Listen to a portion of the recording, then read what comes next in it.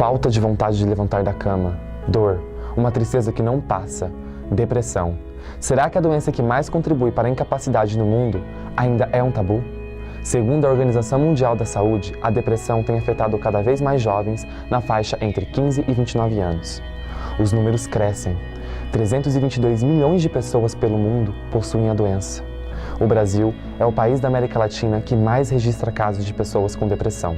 5,8% dos brasileiros têm a doença do século. Porque não é muito comum. Aí a mídia fica preocupada com a aceitação do público. Vai ser sempre um tabu. E acaba ainda sendo um tabu. Sim, precisa ser quebrado esse tabu.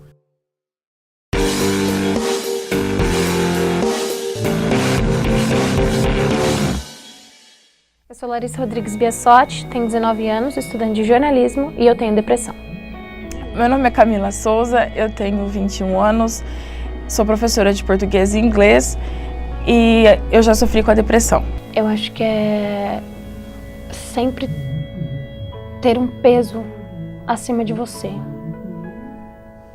É o que você sente o tempo todo, que sempre tem alguém te segurando, sempre realmente materializando, como se fosse uma Larissa acima da própria Larissa, mas a Larissa que ela não é de essência, é uma Larissa que foi ocasionada por conta da depressão, que ela sempre te impede, que ela sempre te barra, que ela sempre te limita, que ela não te dá o caminho adiante. Você dói dentro e dói fora, porque é impossível você não colocar, não expressar, é impossível.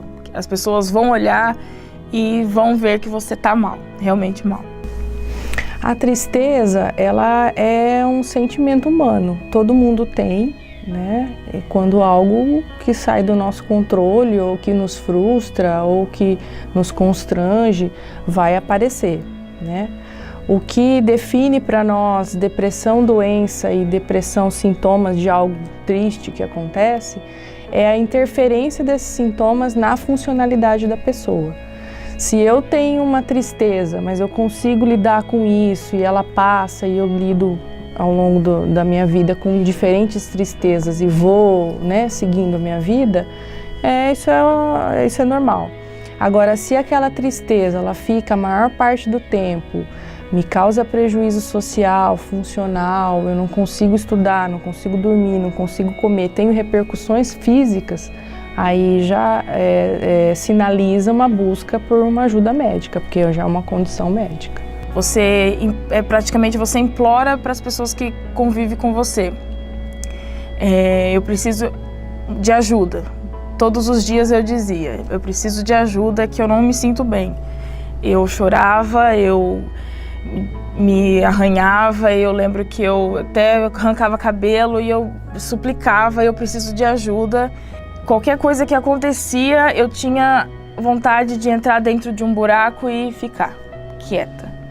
Ou aquela sensação de que tá aquele silêncio, igual aqui, tá aquele silêncio. Só que parece que tá todo mundo falando. Fiquem quietos. Pelo amor de Deus, fiquem quietos. Só que eu não posso falar isso porque tá todo mundo quieto. Quem tá falando? É aqui dentro. Eu estava fazendo uma prova de biologia, de uma matéria que eu dominava 100%. Nunca gostei, mas sempre me dediquei muito. E eu não conseguia fazer.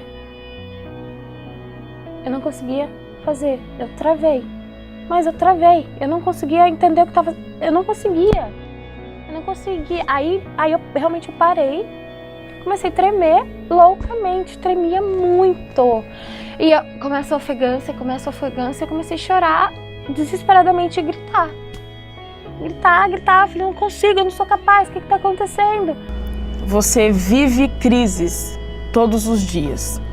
Na verdade, existe um ápice todos os dias. Um dia você chora 10 minutos, outro dia você chora meia hora, outro dia você chora no banheiro, outro dia você liga a torneira para ninguém ouvir você chorar, outro dia você se vê chorando num filme de comédia. Outro dia você não quer sair de casa para ninguém te ver. São coisas que acontecem todos os dias. Não é um ápice assim de você olhar e falar: nossa, hoje aconteceu isso, eu estou com depressão. Isso não existe. A maior parte das pessoas costuma prestar mais atenção nos sintomas psíquicos da doença, mas os sintomas físicos também são bem proeminentes. Há uma falta de energia, a pessoa apresenta uma tristeza patológica, uma falta de ânimo e de interesse, de prazer nas atividades. E isso tem que durar pelo menos, no mínimo, 2 semanas. Eu frequentava ambientes, se era muito movimentado, muito lotado, barulho, pessoas que poderiam estar me julgando a qualquer momento, era crise no lugar. Era de chorar, era de cair no chão, era de tremer, era de faltar ar. Teve momentos assim que na minha casa eu deitava no chão, deitava não, porque você cai, né? Cai pressão, cai tudo, de gritar. Aí começou até a questão da descrença, que eu nunca nem fui muito fiel à religião. Começou a descrença também junto. Gritava: Deus, tira isso de mim. O que está acontecendo comigo, sabe? E é muito difícil. Mas então foi devido a isso. Essas situações corpóreas. E também não é normal. Uma adolescente, eu passei realmente por muitos problemas com 15 anos. Foram problemas muito, muito, muito fortes. Você chega a sofrer quando você explica para as pessoas, basicamente, o que é. Ah, isso aí é bobagem, coisa da sua cabeça, é falta de Deus. As pessoas dizem bastante isso, é falta de Deus, é falta de você sentar e falar: olha, tá tudo bem, tá tudo certo, levanta a cabeça e vai. Nossa, que delícia que fosse, se fosse assim, mas não é não. E a demanda hoje moderna é de muito mais cobrança, de muito mais ritmo. Então o jovem já não tem nem uma maturidade emocional adequada e já está sendo demandado em muitos setores, em estudo, em trabalho. Então, um dos fatores que pode levar à depressão seria os estressores, que são muito acometidos nessa faixa etária.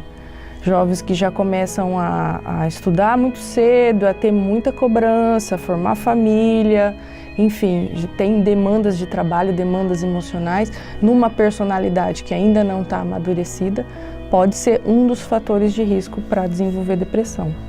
Depressão, ela chega de uma forma, um tópico, e ela desmembra-se. Então você chega com a depressão, depois você já descobre que você tem pânico de estar no meio das pessoas, depois você descobre que você tem ansiedade, depois você descobre que você tem isso e aquilo. Você não para, o tempo todo, sua cabeça não desliga. Tanto que você não dorme, é um inferno, é um momento é um inferno. Sufocante. Acho que em uma palavra dá pra colocar, é sufocante. Eu falo como? Como, sabe? Eu cheguei a esse ponto. O que gerou isso tudo? Como que eu aguentei?